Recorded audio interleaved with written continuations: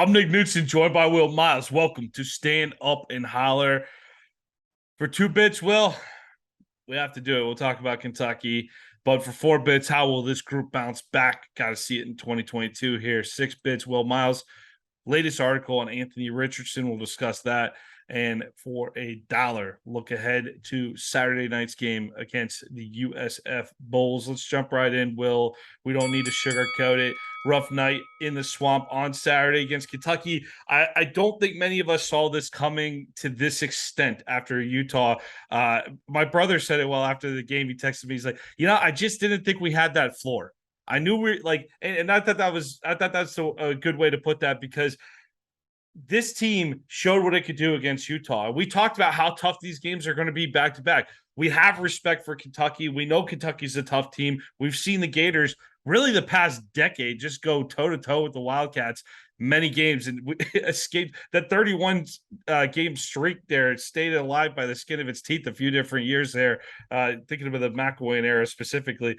But tough game, offense really not where you hoped it would be. Maybe not as much of a concentration on the run game early on as you would have liked to see. Anthony Richardson really shut down. I thought Kentucky did a spectacular job really making sure, limiting his ability to run all night on Saturday, Will. The Kentucky offense, I thought the defense looked great coming out of the chute for the Gators. Very physical. You saw that hit with Justice Boone just popping Will Levis in the mouth.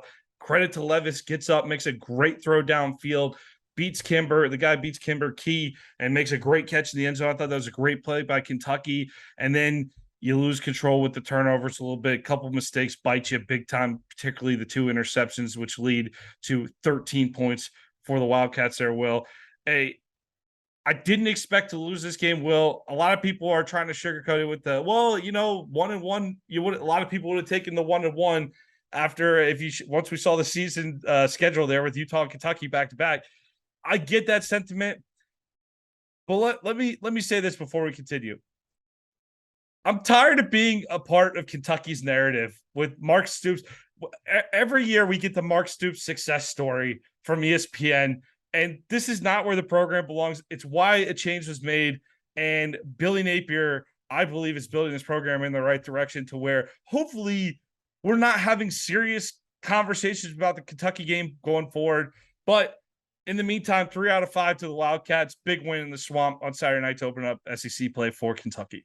Yeah, well, I mean, I don't know why you're complaining about the offense, Nick. Second straight year we beat Kentucky in terms of total yards gained. So, so we got that 279 to 272. Did the coach say that was a win this year? No, he didn't. So that was okay. A good thing. All right. In fact, I think the best thing we can take out of this one is that Napier got up afterwards and said, I need to be better. And Richardson got up afterwards and said, I need to be better. And, that is absolutely true. I think those two specifically both need to be better.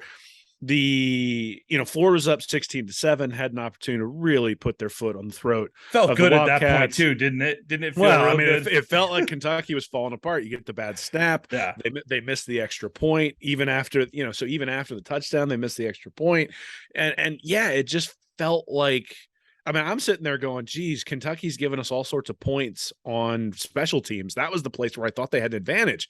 So now they're giving Florida points on special teams, but the text message you just mentioned though is the key, is that you're not winning anything with a quarterback who's just bad. Like that was terrible in terms of the performance by Anthony Richardson. Now, I don't think that says Anthony Richardson's a terrible quarterback, but I think it says Anthony Richardson was terrible against Kentucky, and anybody who says anything different isn't objectively looking at the facts. Now, could Florida have done things to help him? Could Billy Napier have done things to help him? Absolutely. But the pick six was awful, and everybody saw that thing coming, including 3 guys on Kentucky. One of the defensive backs raised his hand before he let the ball go. So that one's rough. The first interception, I think that ball 99 out of 100 times just gets knocked down. It doesn't Freak play. Great play by the defense on Kentucky. But you could tell that Kentucky knew that play was coming, that they were aware, and that was something that I put in my recap, that Kentucky had scouted it. They knew that was what they wanted to run. They knew they were running it. The linebacker was going to be there to make the tackle, even if the ball got through. Mm-hmm. And so then when the ball doesn't get through, it completely flips the game. That's going to happen sometimes. Look, Richardson has shown an enormous potential to make explosive plays. he's also shown a proclivity for turning over the ball. And he turned over the ball at the worst possible time and then lost his confidence and didn't really have the ability to go down the field. And so things started to constrict. And when things started to constrict, you had other issues as well. I don't think that Florida's playing the right guys at running back either when it comes to the rotation. So I think they're giving up some yardage there. In fact, the play before the pick six, Naquan Wright ran around the edge. It was a really nice run. But I think Montreal Johnson or ETN take that to the house. I think there was an opportunity to take that. He gets taken down instead. And so then the next play is that pick six going in the other direction. Because let's be honest, if they drive down the field and even get a field goal at that point, I mean, it's 16-16 at the time, but Florida is still in the game. It's home. You get ahead. If they drive down the field, or if they'd popped a big run right there and gone up by a touchdown. Levis was playing terrible in the second half. Will Levis, for the first 10 passes he threw, looked like a world beater. And then from then on was just awful. And so the narrative coming out of this game is that Anthony Richardson played bad, and he did. But Will Levis played terrible too. This was not 2 top 10 picks. I was not impressed by either one of them in their play. Florida had an opportunity to win the game when the quarterback didn't play well at all. I think that says something about the defense, says something about the team. I think some of the fourth down decisions by Napier, but more than anything, I think the either lack of emphasis or the lack of an ability to get his guys to buy into the fact that field position is important is killing this team. Like returning kickoffs from the 2-yard line to where you start at the 18. You're not good enough to do that on the offensive side of the ball consistently. Getting a holding penalty after the safety. So instead of getting the ball at the 40, 45, or 50, you're getting the ball at the 18. And so then that interception ends up being basically an automatic touchdown rather than, Kentucky getting the ball at the 40, 45, 50-yard line and having to go a few yards just to get a field goal there at the end of the half as the clock runs out. So all those little things started to add up. I think what we saw, and I think this is maybe the story, is last year Florida's team was incredibly inconsistent. So to expect them to be consistent this year, I think is probably an unreasonable ask. And that's what we saw, right? What we saw is that this team is going to have flashes, but that the team's going to be inconsistent. We saw that they have a quarterback who has the ability to be special, and he has the ability to completely stink up the joint. We saw that last year against Georgia, and I think we all thought that was an unfair situation where he had not really had an opportunity to prepare. But now we have one where he did have an opportunity to prepare and still put up a stink bomb. And so that stink bomb exists, and that's there, and it's one of those things that's going to be in the back of our heads until he proves that is the exception rather than the rule. And that's the good news, right? Is that Anthony Richardson is going to have an opportunity to prove that. I think, we'll talk in 6 bits about the fact that there are other guys who've sort of gone through this in the past. And, but yeah, quarterback play has to be better. Coaching has to be better. And, for the second straight year, I walk out of the game feeling like Florida had the better team, but still lost. And that's because Florida didn't have the better quarterback in this game. Levis wasn't great, but he was good enough with Richardson struggling the way he was that Kentucky was able to win. And I think you can say the same thing when last year. Levis was not good, but he was good enough with Emory Jones struggling. And so that's something Florida's going to have to fix. That, the switch from Emory Jones to Anthony Richardson, I think we all thought was a significant upgrade. Wasn't an upgrade against Kentucky, and so that showed, and that's why Florida lost. Richardson was high for most of the night in terms of his accuracy. I did notice a few drops by receivers where maybe there wasn't the best throw, but it was there enough. Where he's not getting a ton of help from his receivers either. So it really, any team that's going to challenge the Gators, they're going to put it in Anthony Richardson's hands and make him beat him through the passing game. I'm not off the Anthony Richardson hype train. I definitely think he's got a lot of work to do on the passing game to shore some things up, but we'll continue to see outstanding play from him in different games this year. I think he's a highlight machine waiting to happen. Hey, look, anyone that's actually played a sport before or does anything, sometimes how many you go out in your golf game, you're just not hitting your driver that day. Sometimes you're a little off. And I told Will, I was kind of texting Will, I was like, at the end of the game, I think I texted you, glass half full. I think we're pretty safe to say Richardson's got some stuff to work on, might be back in 2023 at this point. So I think he's a phenomenal talent still, just didn't have it on Saturday night. So I think we're going to see him get a chance to regroup and get it together here against USF this weekend. Will, would you like to see them focus more on establishing the ground game against USF? We could get deeper in the preview, or would you like to throw it back in Richardson's hands? I thought early on they were trying to take shots. That's what we wanted to see out of the offense early on. We wanted to see more shots downfield, and I felt like they were trying to let Richardson do that early. Yeah, I mean, so the plan was clearly to come out and throw. I think in the first drive, I mean, in the first quarter, they had 5 rushing attempts, 9 passes. They wound up 17-17 by half. But you end up 35-30 at the end of the game. If you look at the Georgia game that they lost last year that Richardson started, when he was in there were more passes and runs as well. You look at the Utah game last week, and it was something like 35 rushes or 37 rushes and 24 passes. I think Napier's offenses run better when they're run centric. Now, the problem you have with that is that they lost Tarquin and they lost White Right. relatively early on in that game. And so now, we've talked. I think one of the things that was comforting was Napier talked about being 8 or 9 deep on the offensive line. That's not true. that was one of those fall lies. The minute they brought in guys, and even some of the guys who were in there as starters were struggling a little bit early on, but the running game was much better in the first half than the second half. And I think part of that is that Kentucky realized who they could attack up front. Aguacan just got thrown back on a third down where he just drilled Naquan Wright got drilled. Oof, There will be some that was discussion a here, I'm rough sure. play. There will be some discussion here, I'm sure, about Wright, but that's not one that, it's 3rd and 1. You just need to fall forward for a half a yard, and then you put it in Richardson's hands. But the fact that they weren't willing on those short third down plays to put it in Richardson's hands and just run a quarterback lead, I think is reflective of some of the things that they're running into from a depth perspective. Certainly on the offensive line, we started to see depth rear its ugly head. I think the last 2 weeks we've seen depth on the defensive line specifically start to rear its ugly head as well. You had made a comment to me. You texted me like, "Why is the defense tired? They've only played like 20 plays in the second They half." kept saying that in the second half. The defense is gassed, and I'm like, yo, last week against Utah, when we're on every drive's a 10-play drive in the second half, they were saying that like on the second or third drive, and I counted the plays. I'm like, they've been on the field for 27 plays. I don't think they're gassed just yet. Well, but again, I go back to there isn't a whole lot of depth in any of these places on the Florida roster, and we're starting to see that. This is one of the reasons why it's hard to win in the SEC. If they'd have played Middle Tennessee State the first week and beat them by 45, and everybody got out healthy and nobody got beat up, this is probably a different game, right? Maybe not, maybe it's not. But I think Kentucky playing Miami of Ohio and then coming in a week later is an advantage over Florida playing Utah and then having to play Kentucky. We see this all the time in the SEC where you get a big win and then you come in the next week and you got to really work to get yourself up emotionally. And, from the standpoint of, did Florida come out and just say, hey, we're going to put our foot on the gas and run over you guys? Nah, they tried to finesse it early on. Anthony Richardson wasn't on. And then the minute Kentucky realized, oh, like we can let guys roam free because he's not going to hit them more than 10 or 15 yards downfield, then it was like, all right, lights out for the running game, and they could be aggressive and attack the offensive line. So I think they're going to run the ball, but I think they also need to get Richardson's confidence back. I think there's some things they can do overall in terms of where they throw the ball on the field and a few misdirection things that they might want to put in play. But at the end of the day, it's very clear that Napier has his set of plays that he wants to run in certain situations. I think he believes that they're going to win if they get the defensive configuration that they want.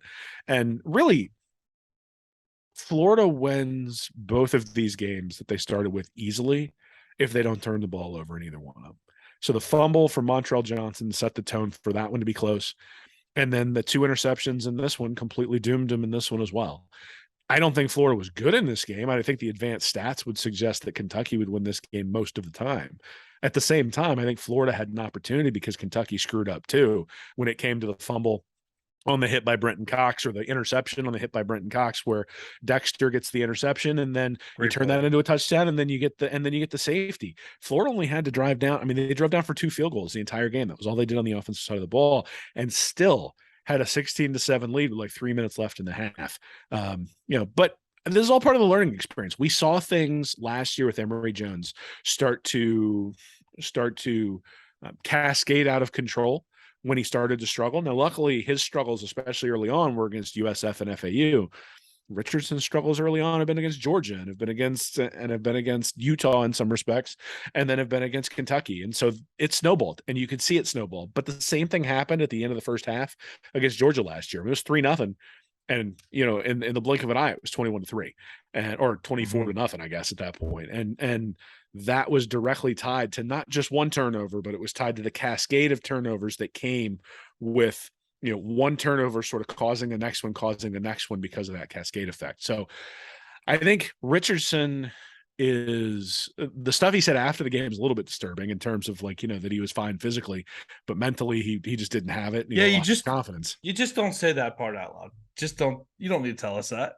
Don't Eh, tell us that, Anthony. I mean, look, it doesn't really matter because it was clear. Like you could see Yeah, there but are high level. keep that one out. That's an inside thought. I don't That's know an inside thought. who was the Jets quarterback who said Yeah, he's he's seeing seeing ghosts? ghosts. Yeah.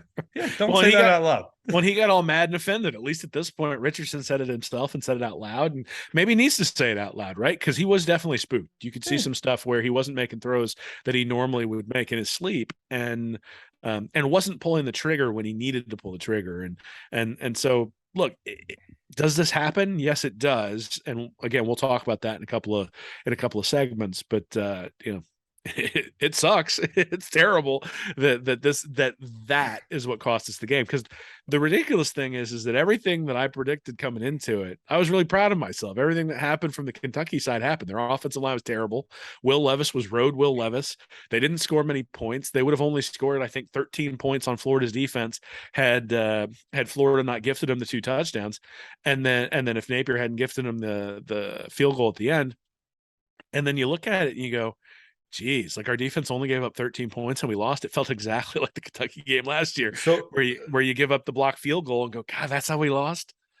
we'll get to that gifted field goal at the end. Had a lot to do with how the defense was playing. I have a feeling there, but early on, the defense, that pass rush, we talked about there being a significant chance that they're going to get to Levis a lot more than they got to Rising. And boy, they sure did early on. That was a solid effort. First half, they were all over him. Well, I thought that was an impressive effort. You had guys coming from all directions, but I thought the defensive front in general played fantastic. And I think Tony is scheming up a lot of free pass rushers. That Justin Boone hit was awesome. And I'm so glad they corrected that call, by the way. I thought that was awesome to see that call get overturned. But that hit was, I mean, you just don't see many hits like that these days anymore. That was phenomenal, but that was excellent job on scheming Boone open there. Yeah, I mean, look, I think Boone had a couple of plays against Utah where he was able to get through, and then and then he flushed Rising and wasn't necessarily able to finish the job. Levis is a lot less mobile, and so they were able to get to him in this case. And on that one, you talk about scheme. I mean, geez, he had Cavassier Smoke as the guy who's blocking. Yeah. Or no, it was a different play. It was the play with the interception where they had Cavassier Smoke trying to block Brenton Cox. That's probably not going to work. You had the play where Brenton Cox came in and just blew up the tackle back into the running back. No, it was Levis. Levis did a draw. He literally threw the right tackle into Levis. Knocked him into the center or guard there. It totally blew it up. Like second play of the game, I think that was. Yeah, sorry, I haven't rewatched the defense. I just fast forwarded to watch the debacle that was the offense because that's really the thing that sort of cost us the game. But yeah. Well, look, so do you feel like, recalling from Saturday night, do you feel like Napier going for those fourth downs late? I mean, the second one you kind of had to, but the first one, that was kind of a risky decision there to go for it late. But watching the defense, they sure faded in the second half again. We definitely saw a letdown in the second half to where Kentucky got that running game going. They started to control a lot more. The defense borderline was dominant in the first half. Comes back and it just didn't love what you saw there in the second half. Really said to me that Napier, he definitely seemed like he was trying to pump some life into the team too by going for it, but also probably the back of his mind watching that defense kind of letting the clock get chewed up and said, what the hell, I'm going to roll the dice and go for it here. So get your thoughts on that. I mean, so the first fourth down I think is defensible because of where you are in the field and you haven't necessarily already given up the field goal. I think the odds in that one specifically suggest that you probably have an opportunity to get the ball back. Now it is 4th and 3, and again on the play before he ran Etienne gets no gain on that run, and so then you're a little bit longer than I think you anticipated being. I think he already made up his mind he was going for it on 4th down when it was 3rd and 3. And then Etienne gets stuffed, and then Richardson ends up having to throw the ball, and you wouldn't have wanted to do that. Now, the fact that it's 4th and 3 and you didn't and you didn't want to run the ball is indicative of sort of the offense, but also it's indicative you had one-on-one with Jaquavian Frazier's on the outside. He got guarded, right? I mean, the corner did his job and was able to stop it. That one, I think, from a number. That one, I think, from a numbers perspective, is reasonable, right? I think the one that really kills me is the fourth down that was at like the 24 or whatever it was. And the reason is I've seen some people defending it, and I understand the defense that they're making, which is essentially that if you look at the NFL numbers in terms of fourth down conversions and you look at that sort of stuff, essentially punting and going for it give you equal opportunity to win. It's if you hold on to the ball, then you have like a 25% chance at winning. If you punt it, you've got like a 12% chance. And if you miss it, then you've got essentially a 0% chance. And I agree that those numbers hold for the NFL. Where I think the problem lies is a couple of things. There's context, is that in college, fourth down conversions are considerably less common than in the NFL. NFL is much more reliable when it comes to those sorts of things. So that skews when you should go for things. And then the other aspect of things that I think is important to note is that you knew that Anthony Richardson was struggling. And so if in that game, that specific game, if you were going to rely on somebody to help you, I think you punted away. You got the 3 timeouts. And then the thing that even bothered me more was after that, Kentucky runs the ball, I think for like a 1-yard gain, and Napier didn't call a timeout with like 3.5 minutes left or 3:50 or whatever it was. And granted, Kentucky ran the ball for a first down and then kicked field goal. But once they got that first down, the game was over. If you call the 3 timeouts and you stop them, then you've still got like 3:30 left with 10 points down. You still have an opportunity. Now, is it likely you're going to score 10 points? No, but there's all sorts of weird stuff that happens in college football. It's one of the reasons we like it so much. And to take that out of your hands, I think that's the one that I disagree with more than anything, is the timeout usage after you turn the ball over. Now, I didn't like the fourth down call at the 24. I think there are context reasons beyond just the math why that one's a bad decision. But if you're going to go for it, then you at least have to call timeouts on the backside to give yourself time. And what wound up happening is exactly what you would have thought. They got 1 first down. Which is what would have happened. He wound up with the exact same result he would have gotten if he'd have called the timeouts first and they'd gotten the first down, right? You end up getting the ball back with 1.5 minutes, 10 points down. The clock expires while you're driving down the field. Instead, if he'd have called the timeouts earlier and you get the stop, you get the ball back with 3:30 down 10 points. If you're calling timeouts, Kentucky's going to keep the ball on the ground to make sure that you use all your timeouts. So you know what's coming. You can make run blitzes, those sorts of things. So, look, I think to pin this one on Napier from the standpoint of the coaching decisions, I think is misguided, because let's be honest, this one is definitely colored by the fact that Richardson wasn't any good. But there were ways he could make the team and give the team a better shot to win, even in lieu of everything that was going on. And I don't think that he necessarily maximized those opportunities. I think he was actually probably rolling the dice. I think he knew he was rolling the dice. I think he's rolling the dice because he's trying to get some juice in those guys. It's been a while since things had gone right. Well, then you get a little energy in the building. It's one of those moves where even if the numbers aren't backing it up, I didn't love it in the moment, but I also understood it. Like I felt like I got it when he was doing that. Then you can't come out on Monday talking about process over results, right? If you've got real numbers that back up that sort of stuff, then that's a process thing over a result thing. If you're sitting there going, well, I'm going to use my gut here because I need to give the guys some juice. Well, now you're going away from what you've said is your decision-making process. And so, it's one of those, if you're a process person, you should go with process. If you're a feel person, go with feel. If you're going to pick and choose when you use process and when you use numbers and when you use feel, you're going to always lose. It's like playing the stock market, right? You look at all these studies of people who try to buy low and sell high and play and time the stock market versus somebody who just dollar cost averages over time. And almost every study shows there's no advantage and more risk if you sit there and try and play the ups and downs. Now, that doesn't mean there aren't some people who are going to end up ahead. There certainly are, but there are also a lot of people who end up a lot lower. It's a higher variance strategy. And so in an environment where your quarterback is an enormous variance, because in the game against Utah, he was excellent. In the game against Kentucky, he was really bad.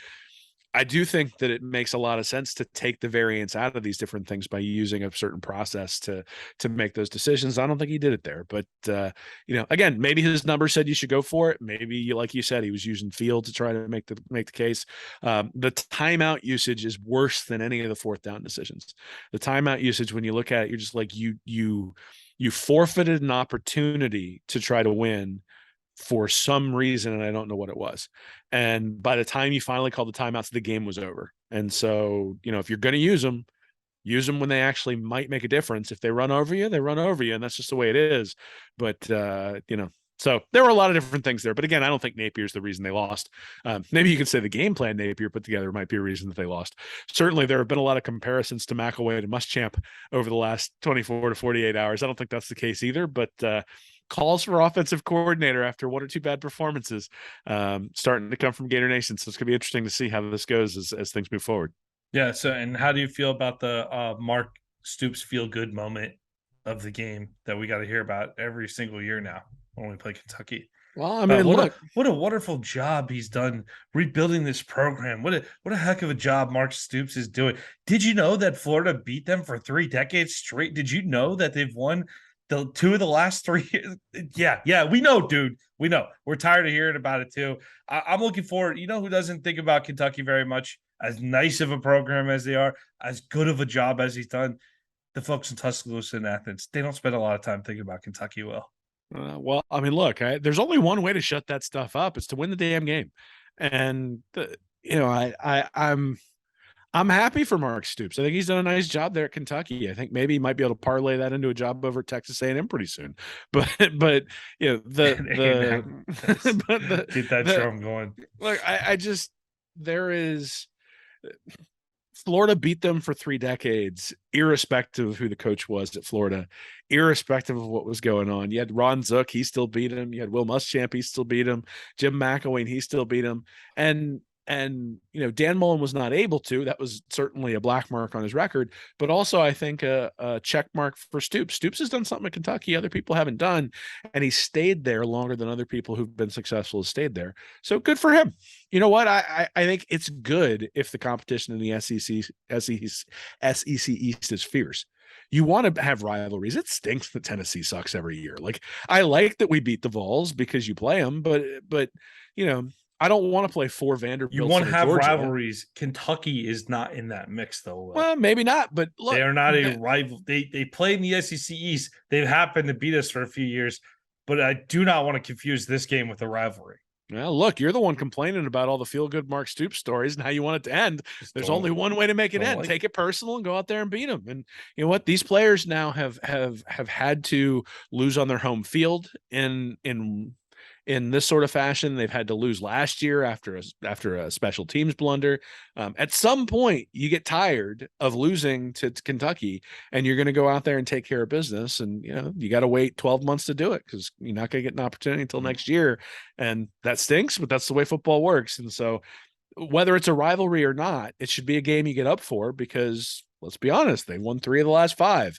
And yeah, Florida has this history of beating them, but that history is getting further and further in the background. And so you're going to have to start announcing your presence of authority in these games. And like you said, I think Napier's well on the way to being able to do that. But until you actually do it, put pen to paper and get it done, Kentucky gets to say whatever they want to say. We're on that road. We'll be done. This won't be. I'm tired of talking about scrappy Kentucky. Looking forward to getting back to beating them by 4 touchdowns. All right, 4 bits. Well, we went through it. We sat in the disgust of the loss a little bit there. Not happy with the loss, obviously there, but this was the game that you can really point to as the demarcation point of when things started to go downhill last year. It was both with on the field play, seemingly attitude. We saw I don't know if it was the direct week after off the top of my head, but the LSU game was shortly after with the 28 counter plays in a row type thing. Look, we need to show something here. I think it's very critical. A lot of these guys, they were on this team last year. I know there was a lot of turnover, 35 plus new players this year, new staff, obviously. Very early in the season, game 2 versus like the middle of October after a couple disappointing losses to Kentucky and Alabama. But there was an element of quit on this team last year that was on full display by the time it got to the South Carolina game in November. Can't see that again. We got to see these guys got to respond. They got to get off the mat. And I'm very interested to see how this team look. You got USF this week. I know a lot of people, nobody's juices are flowing over USF this week, but it was. I just saw an article today. 3:30 CBS, Knoxville, Tennessee, in 2 weeks. Undefeated Tennessee, very likely going into their house. They have high expectations. hey, this is a week to get right and refocus, go into Knoxville, take care of business. And then you got Eastern Washington after that, Missouri, LSU. There's not a game on the schedule that I'm afraid of heading into the Georgia game, Will. So let's see this team bounce back. Let's see what the attitude is. I'm very anxious to see how they play coming out on Saturday. Yeah, I mean, look, I think what we learned against Kentucky or what we learned against Utah is that this team can hang with just about anybody. What we learned against Kentucky is that this team can lose to just about anybody, and that's all going to be tied to how the team plays and turnovers and those sorts of things. So I think, the kickoffs, the field position, the general penalties, the turnovers, the lack of reliance on the running game, all that sort of stuff. You want to see improvements, and look, it's UF faculty and staff appreciation night for the USF game, so we should be juiced for that, man. Like that's the kind of thing that probably a few good seats available, but look, we only get 12 of these a year. I say this every year. We only get 12. Agree. And you just got embarrassed is the wrong word, but I think it is embarrassing to lose at home to a team that you were better than. You just had quarterback play that was so substandard. And so, we can look at a lot of different things, but Napier's going to get criticized for his offense all week long. Richardson's going to get criticized for his throwing all week long. And I think they're going to come out and have something to prove. And that's what we're looking for, right? Is that we're looking for a defense that comes out and shuts down South Florida with the same kind of juice that they had against Kentucky and Utah, at least in the first half. We're looking for an offense that comes out and executes what they're trying to do, some separation from the wide receivers, some new stuff maybe we haven't seen before in terms of misdirection, maybe some adjustments in personnel, all those sorts of things. But look, I mean, the interesting thing about football is that unless you're Georgia or unless you're Alabama, and even hell, the game with Alabama and Texas the other day, it sort of proves that there are ebbs and flows to every football season. And there are times where you're going to panic.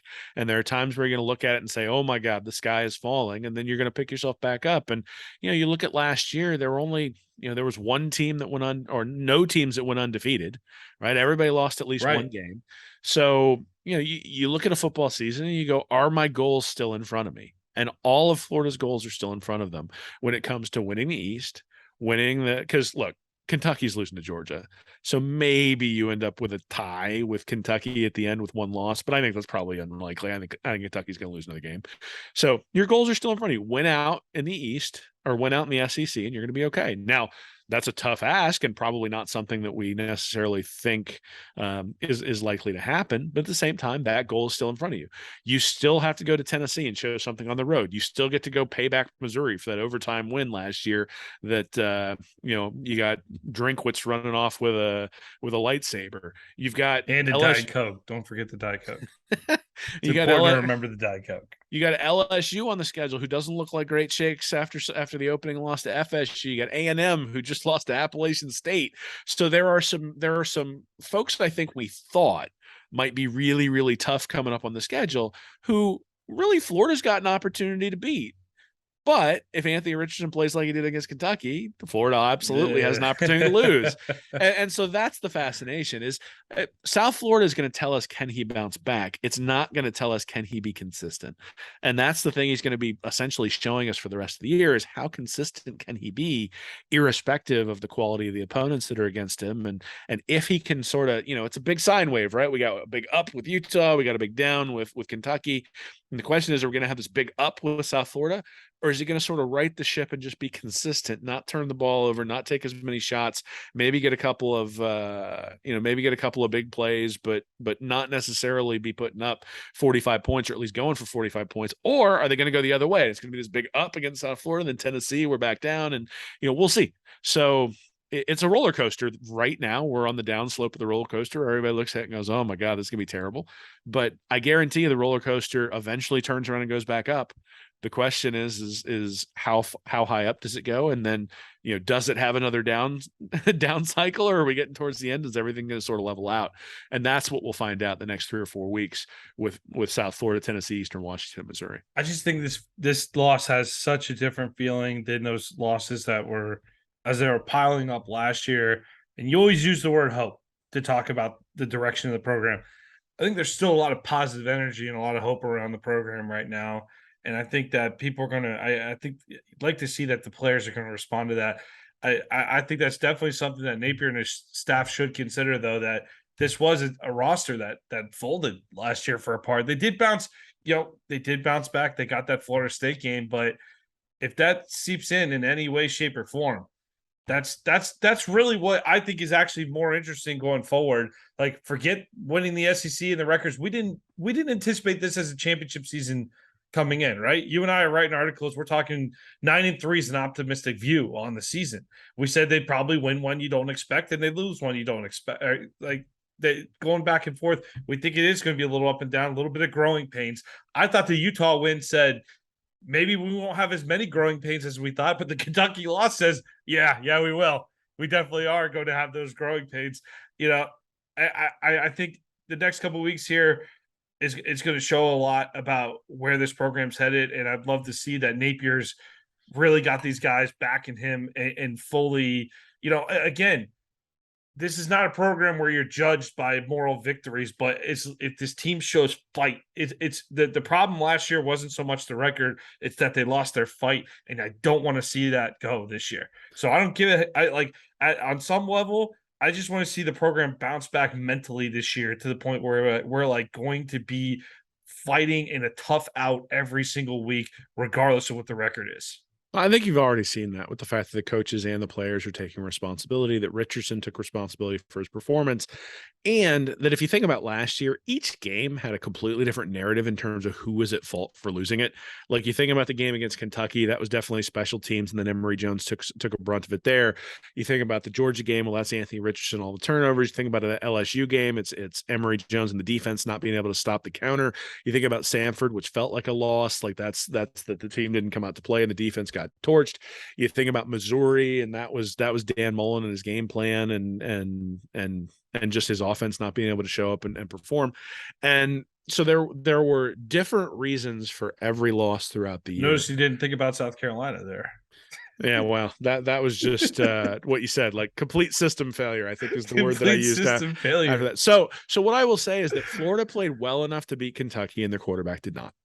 So if Florida goes out against South Florida and they play well enough to beat South Florida and their quarterback does not, I still think they win the game. Against Tennessee, if that's the same story, then you can for that one. The problem was last year you couldn't point at replacing one person and say this is going to change the deal, because you brought in Anthony Richardson against LSU and he lit it up and the defense still couldn't get a stop. So last year was a system failure, including all of the coaches. And by the end, it was clear the coaches weren't going to take responsibility and didn't want to be there. I don't think that's going to be the case with Napier. I think he wants to be here, and he's clearly shown he's going to take responsibility. So does Richardson. So if Florida can get things fixed at the quarterback position compared to what it was against Kentucky, and I mean, I made the joke yesterday in Gators Breakdown, but if we had a Treon Harris performance, we win that game against Kentucky. And so he doesn't have to be spectacular. He has to become more steady. But that, honestly, was the only problem. There are other things you can look at and things like that, but just an average performance from Anthony Richardson, and that is a win. And so if they can get average performances from Anthony Richardson from here on out, they're going to be okay. If they get well above average and well below average every other game, then you're going to come back and go, they look like they've given up. It's like, no, it's just, that you sort of go on that roller coaster with your quarterback, and that's what happens. So, now, again, I think, there's a reason why a lot of people pick Florida to be 6-6 or 7-5. And one of it was that they didn't have a lot of depth. The other was people didn't know what was going to happen with the defense. And the third thing is everybody's sitting there going, Richardson has a lot of talent, but is he going to be able to carry the offense? Carried him against Utah, couldn't carry him against Kentucky. The question is going to be, how many games can he carry them?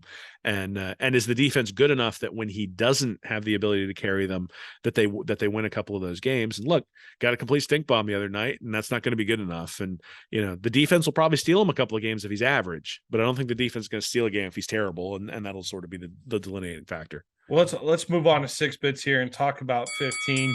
You have an article where you did a deep dive on Anthony Richardson. Read the article. It's a great piece, everybody. It'll be out Wednesday morning, correct, Will? Absolutely. This will probably be posted after the article is already up Wednesday evening, but Wednesday morning it'll be up. So great read.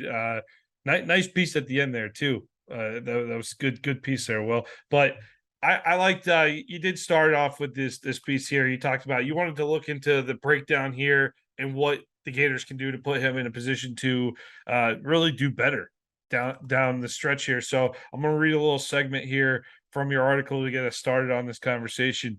From Richardson here, Anthony Richardson said, "We lost, and I feel like it's completely on me. A lot of people say it's not, but I feel like it's on me. I played terrible. I didn't do anything that would have helped my team. I tried to lead, but I didn't feel like I did that real well tonight. I take full responsibility for the loss. While the level of accountability is honorable and answers a lot of questions about his leadership ability, it doesn't help answer the question of whether or not of who he is at a QB, something you've said a few times tonight, Will." Yeah, I mean, look, I think Richardson, we have two real data points because I think maybe you can say three. He's got 3 games where he started. And if you look at the first 3 games he started, he's been bad, right? In 2 of the 3. He has a QB rating of 86.1 in those 3 starts. He's got 3 total touchdowns offensively. The offense has averaged 15 points per game with him in there. Emory had a touchdown against Georgia, so it ends up being 17.3. If you do that, he's averaging 11.7 points per game to the opposition on turnovers and giving them a starting field position of Florida's 10-yard line when he does have a turnover. Ooh. So every turnover is either a pick 6 or it's turning into a touchdown pretty quick. And look, if you go into every game 15-11 and say your defense has to stop them, you're going to lose those games. And so they've lost 2 of the 3, but he was spectacular against Utah. And so it was interesting because I was reciting those stats to you, and I was actually in a more negative place when I was. And you said, well, what about your boy Joe Burrow? Like, how did he do?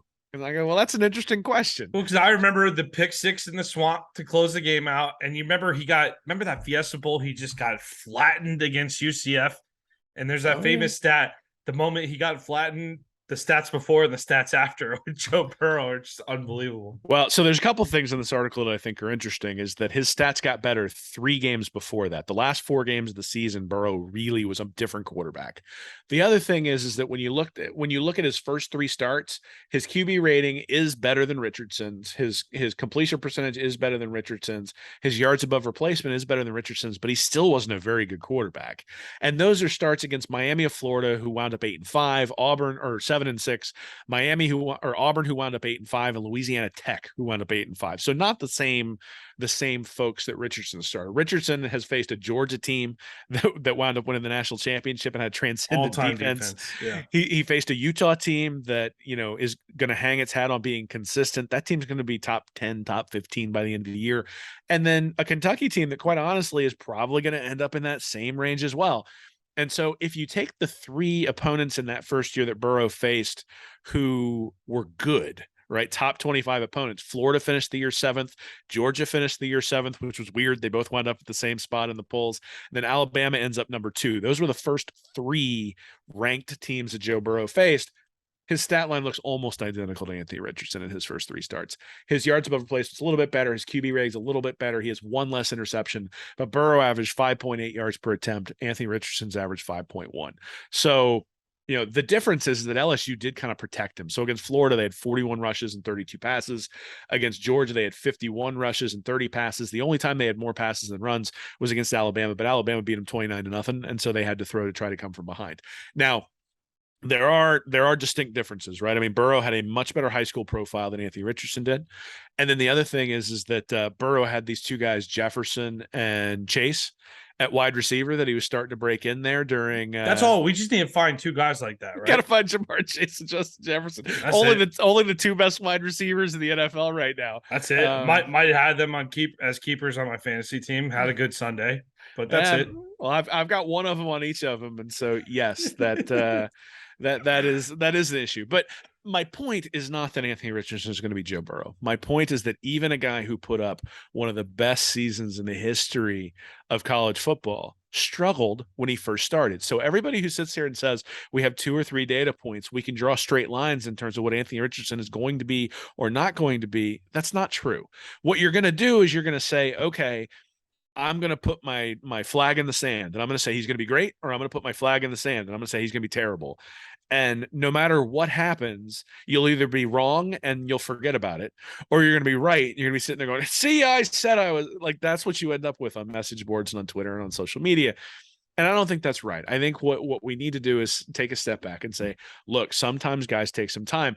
David Wonderluck had an awesome thread today on Twitter where he's talking about Vince Young and that Vince Young had some games like this when he first started. One in particular against, I think it was Missouri, where where it was just a 8 of 23 for 86 yards against Oklahoma. So 3.7 yards per attempt. They even ran 40 for 154. Now 54 of that was Vince Young, but Cedric Benson goes 23 for 92, but he averages 3.7 yards per attempt. He didn't have any interceptions, so obviously that probably helps a little bit. But he had a terrible game against Missouri too, where he was 3 of 9 for 19 yards and 5 for 53 when he's running as they were breaking him in. And one of the things Wunderlich said was, he's like, the only thing I don't know about is whether he had some confidence issues after some of these games, like Anthony Richardson did. That I think that's maybe the concerning thing is you look at his confidence, and he had somebody who would know. I think it was Bill Connolly said, yeah, he definitely had some confidence issues there when he was at Texas. And so Connolly would know. And so I think what this suggests is we've got two guys now, when you start looking for examples of people who struggled very early on when they were young and they were raw, who wound up winning. Well, I guess Young didn't win the Heisman, right? He wound up second. Or no, he did win the Heisman, right? No. He finished second to Bush. Well, you got two guys who've sort of put indelible marks on college football. I mean, Burrow just put up an unbelievable season. And then Vince Young with the Rose Bowl moment and all that sort of stuff, bringing a national championship to Texas after a pretty big dearth of things there. So there are examples out there if you want to look at it. Now, I'm sure there are examples, if you look long enough, of people who have struggled as well, who struggled early and just continue to struggle. Guys like Ron Paulus and that sort of stuff, where, they had all sorts of hype and then never really turned into who you thought they would be. I think Anthony Richardson is somewhere in between. He doesn't have a guaranteed, this guy's going to be a star high school profile. But he had a big jump between his junior and senior year, which suggests that as he gets more and more reps, he's going to get better. The other thing is and this I thought was really interesting. So last year, the best place that Richardson threw was deep and to the left. 20 plus yards downfield to the left side of the field. That is where he was most accurate. That is where he was most effective. That is where he had the most success. If you look at success rate, if you look at yards per attempt, if you look at all that sort of stuff. And he threw that way about 10% of the time. So his attempt frequency was 10% of the time. This year, 1.7% of his throws have gone to that space. He's 0 for 1. And out of all his 59 throws, he's thrown that direction one time. You look at the left-hand side, last year he threw that direction 46% of the time. And I'm still trying to find all the charting data, but it looks like it's around 19% of the time that he's thrown to the left-hand side of the field. And his success rate was way better to the left than it was to the right. Was that a directional thing, or would that be like, that's where Copeland was, or someone? Well,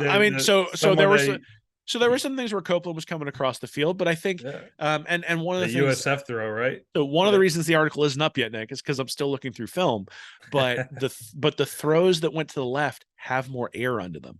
So if you think about what he's trying to do going downfield in between the coverage that Kentucky specifically was playing, is he's trying to gun a bullet right down the center. And when he was doing that, he was throwing the ball too high.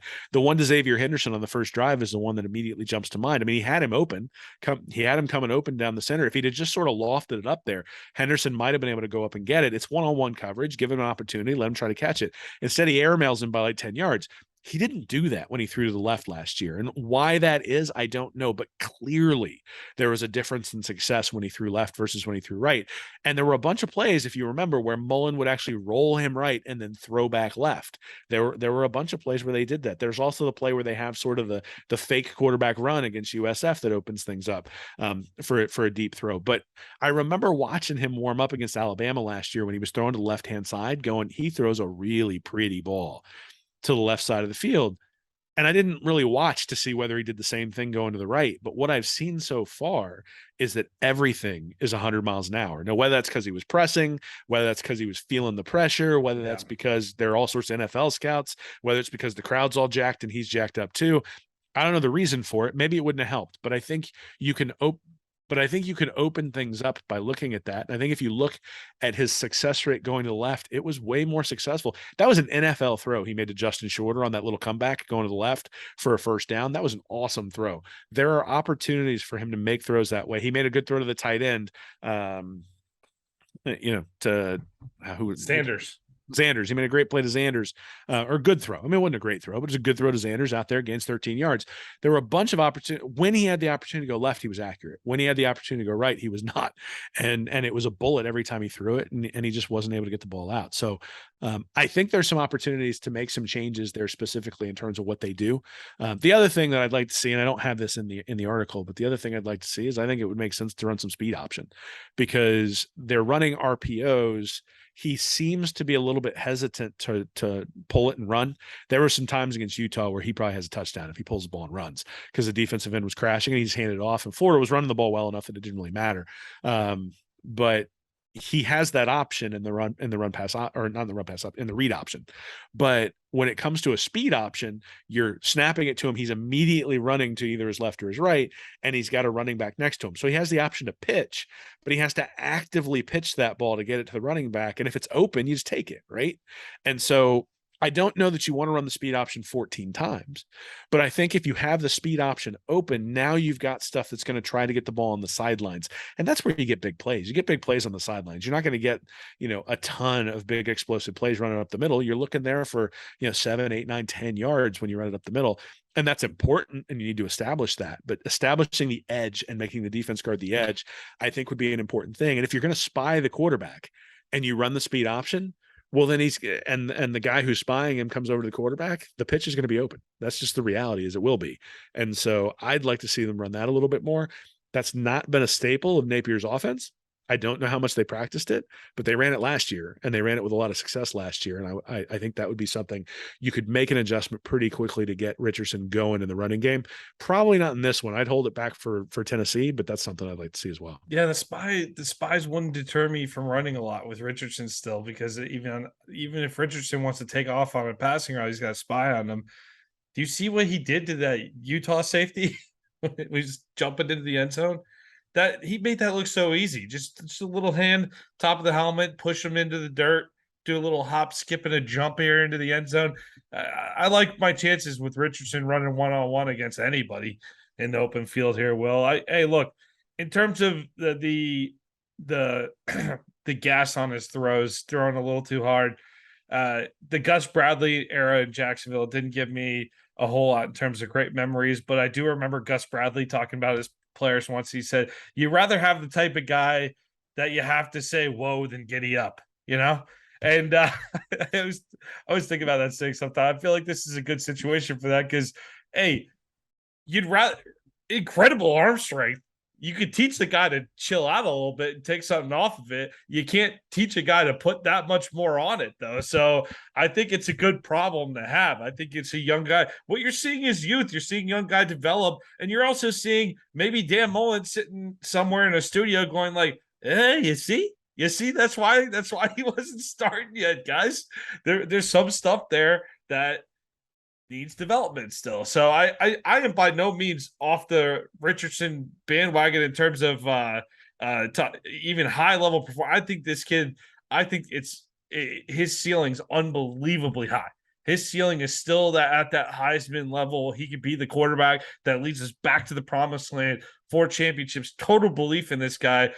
Just got to see it develop. You stop and you talk about his record through 3 games. You got to stop and remind yourself, oh yeah, that was his 3rd start.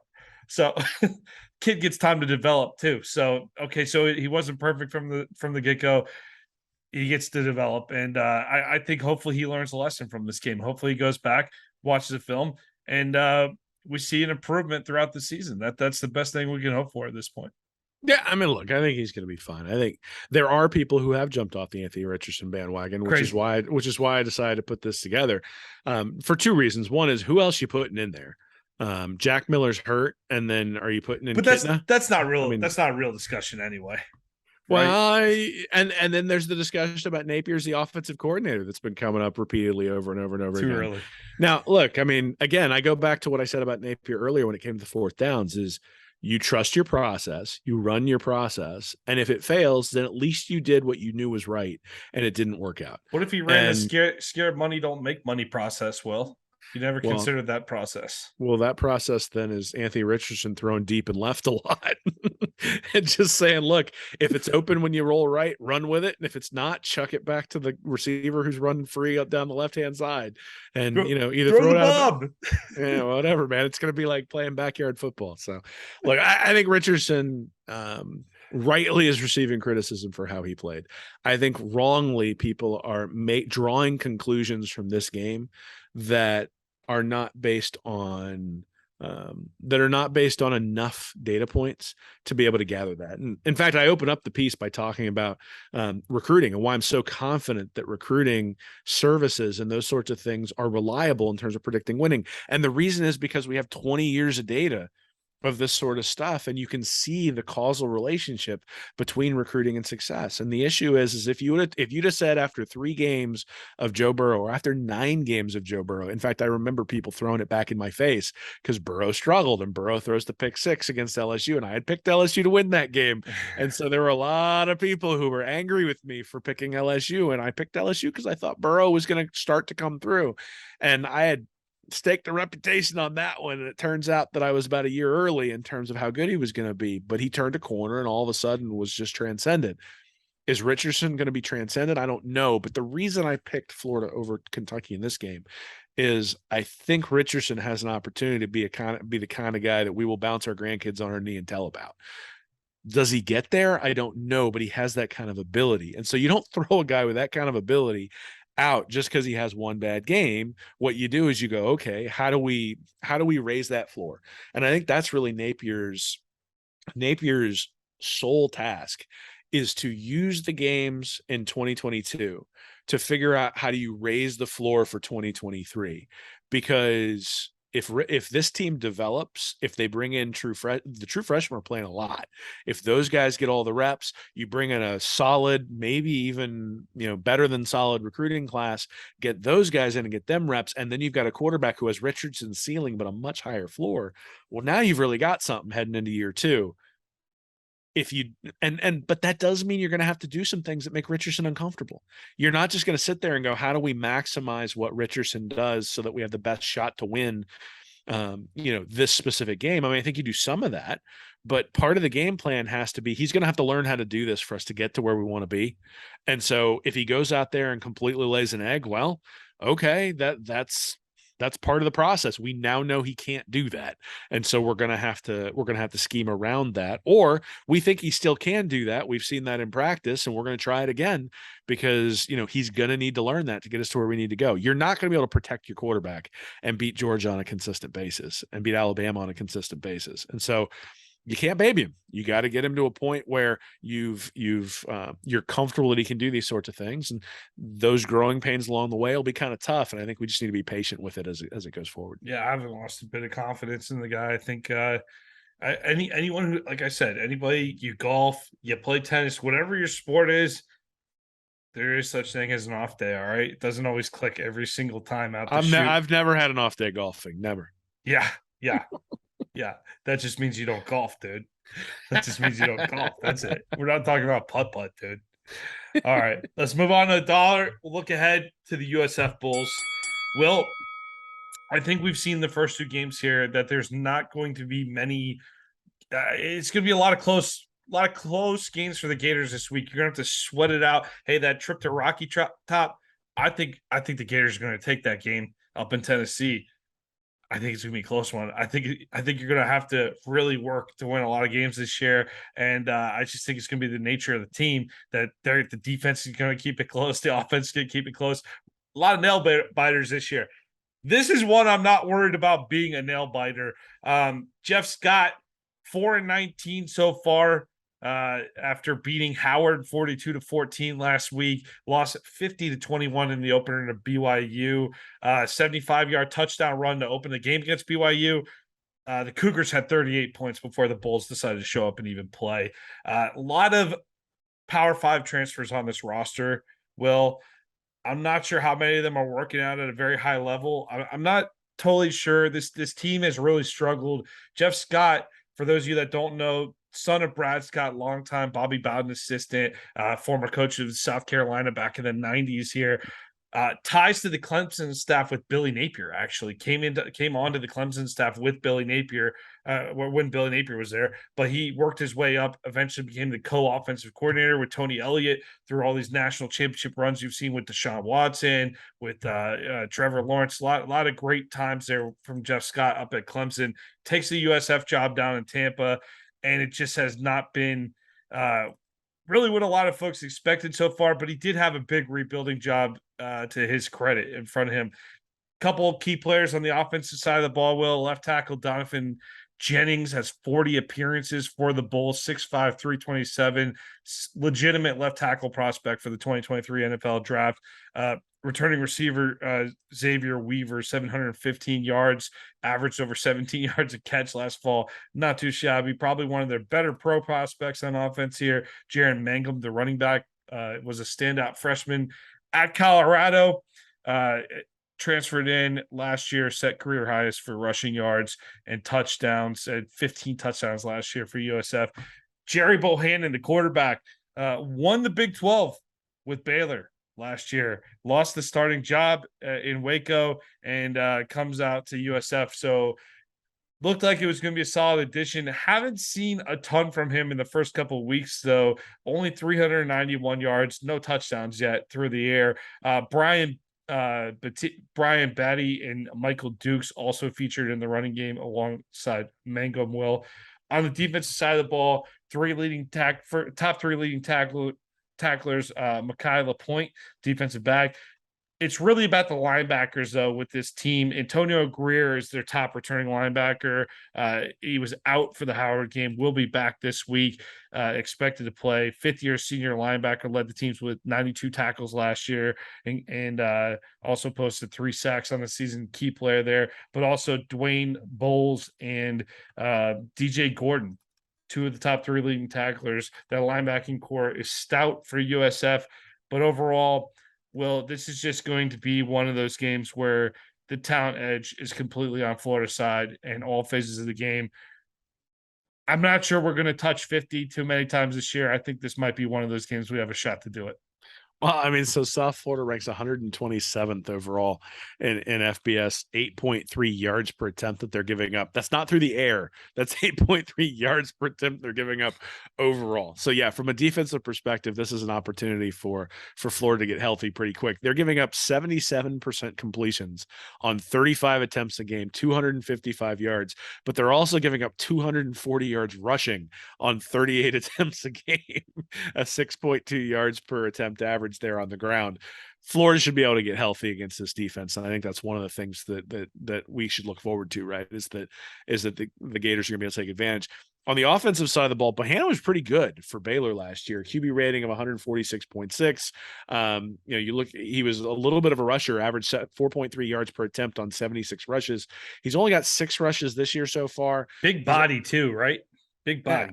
Yeah, so he's 6'3", 221, so he's a big dude. He can run a little bit. This year, his QB rating is 108.4. He's only averaging 6.7 yards per attempt. Now, some of that is, I'm sure, that then when they were really behind against BYU, he probably had to go back and chuck it a lot. And, that doesn't always work out all that well. But, to see he played well at Baylor, in 2021, that was really his only time there. And then in 2022, now coming to South Florida, his completion percentage is down. His yards per attempt is down. His QB rating's down. He was 18 touchdowns, 7 interceptions last year. This year, he's 0-2. So struggled against teams that should be inferior from compared to Florida on a defensive perspective. So this is really an opportunity for Florida to get healthy. It's an opportunity for Florida to get some confidence. USF, you look at their offense, they're 74th in yards per play, so bottom third of FBS teams in terms of offensive performance. So we're really kind of looking at a team that profiles on the defensive side of the ball like Vandy last year, and on the offensive side of the ball, maybe like a Missouri or something like that last year. That's kind of what you're looking at in terms of how these teams can be successful. So I suspect they'll put up a few points. I don't think it's going to be a shutout. I don't think that Florida's just going to run away with it, at least early, and might get a little bit nervous if Florida's offense sputters a little bit early on. But certainly this is one of those where you figure you should be able to hand the ball to ETN, hit a couple of 30-yard runs, hand the ball to Johnson, hit a couple of 30-yard runs, maybe even hand the ball to Wright, hit a couple of 30-yard runs, and then the big plays should be there, the explosive plays should be there. And one of the problems with Florida over the last, well, really in the Kentucky game specifically, is that they just did not hit a bunch of big plays. And if you're not hitting those explosive plays and you're struggling to put drives together, you end up in that 3rd and 3, 4th and 3, 4th and 6, those sorts of situations where you have to convert. And if you're not able to convert it, then you're either punting the other way or you're going for it on 4th down and missing it too. So I think that they're obviously going to be able to do better against USF than they did against Kentucky. But again, I think USF is going to study that Kentucky film and say, what have we learned from that? And probably come out and dare Anthony Richardson to throw down the middle and be accurate. So he's going to have to throw him out of some of the things that they're trying to do, and we'll see whether he's prepared to do that. Yeah, I think this is a great chance to rebuild confidence a little bit after last week. Get right game going into Rocky Top. Yep. Absolutely. Get the confidence up. Lost some confidence against Kentucky.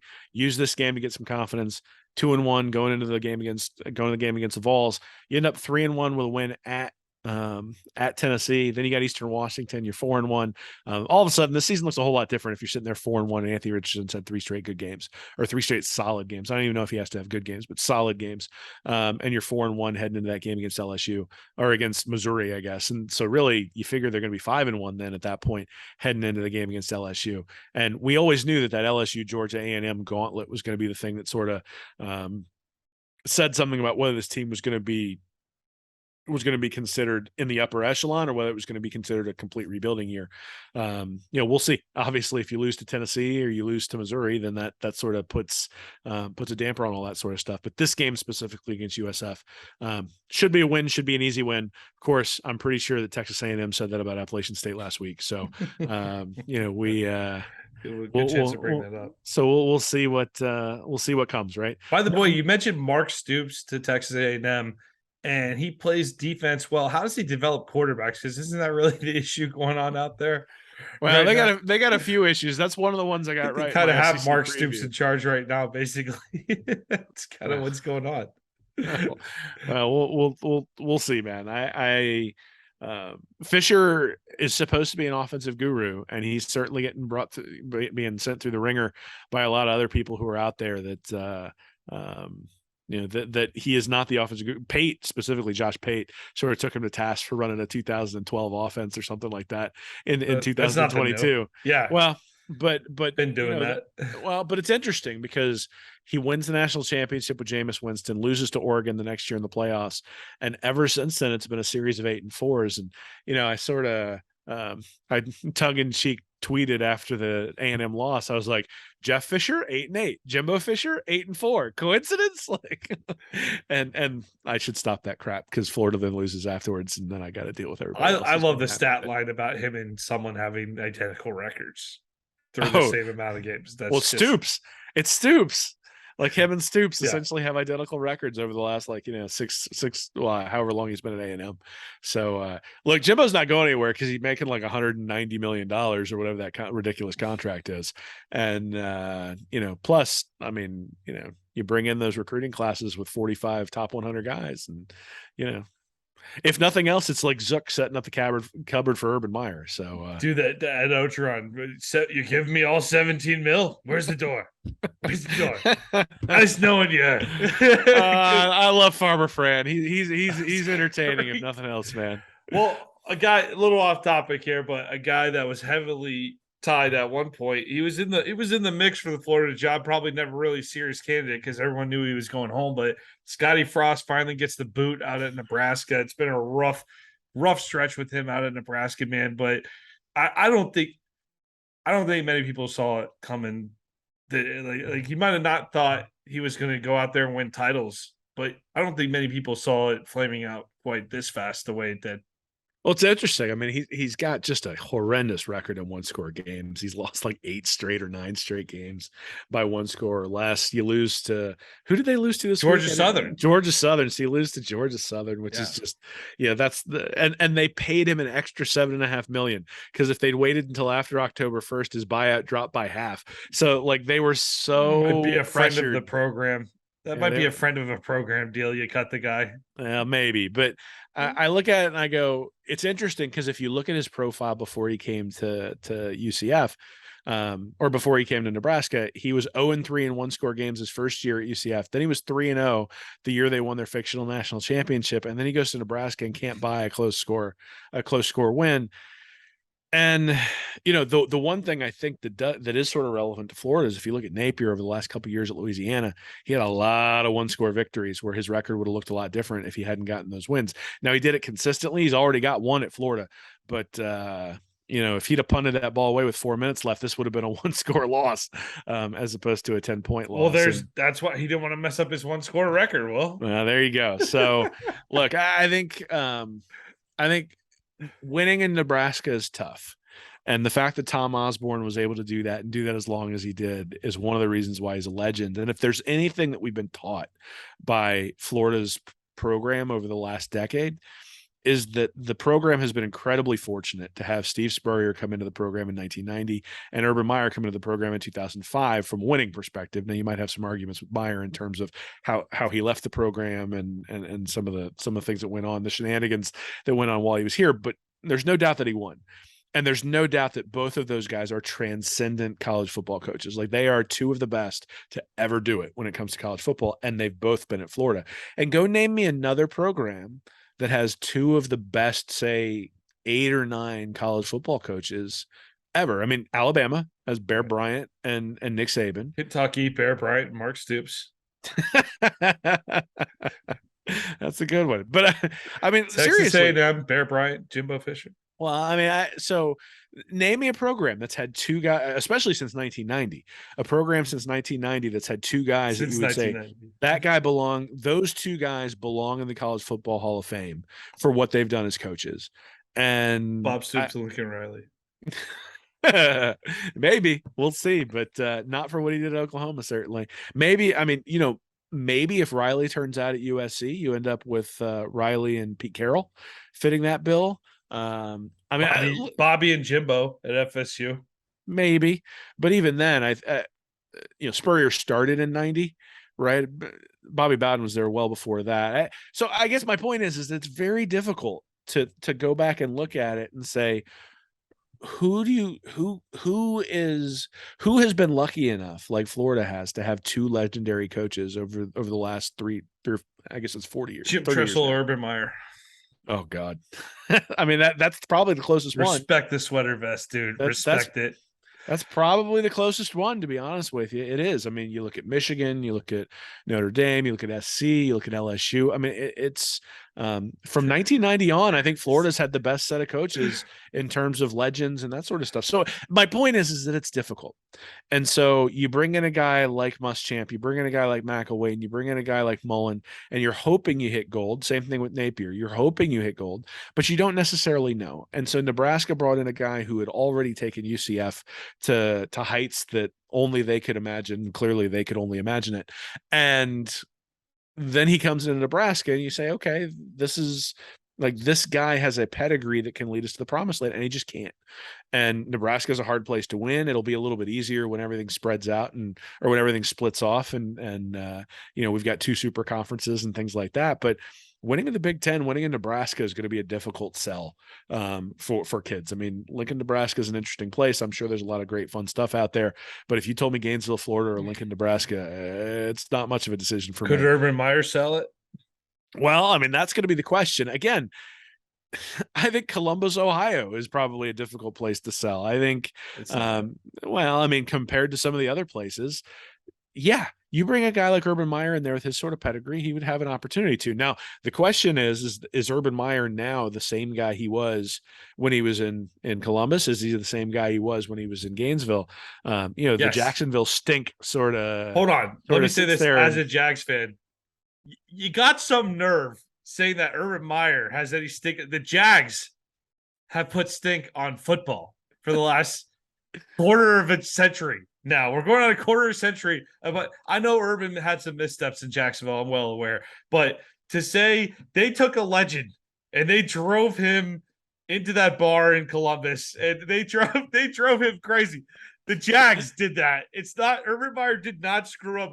Urban Meyer did not screw up the Jags. The Jags screwed up Urban Meyer, and you know what? We can write that one off. But yeah, is it Urban Meyer? You hire him, you do the drill. You get your 6 years, you figure out how to recruit Nebraska, and then you hope to God he finds your replacement and you go the Ryan Day route and not the Will Muschamp route. I think that sounds like a hell of a plan for Nebraska football right there. Well, I'm sure that Trev Alberts will probably go and hire, somebody who was is Tommy Frazier available? Can we make Tommy Frazier the head coach there at Nebraska? That seems to be the path. From what I remember of Trev Alberts as an ESPN analyst, I don't have a lot of hope for that one. So, but apparently he's good AD. Did a good job in Nebraska, Omaha. That was the word. Well, hey, for the two people who've continued to listen to us go through the Nebraska coaching firing, we appreciate you supporting us. Yeah. Any way to bring this back to Florida there? Since that is the majority of our audience there, Nick. No, see you Saturday. Go Gators. Go Gators. Thank you for watching this episode of Stand Up and Holler. Be sure to subscribe to the Read and Reaction YouTube channel. Join our Patreon community at Read and Reaction for bonus content each week, and check out our website at readandreaction.com. I'm Nick Knudsen, joined by Will Miles, and as always, go Gators.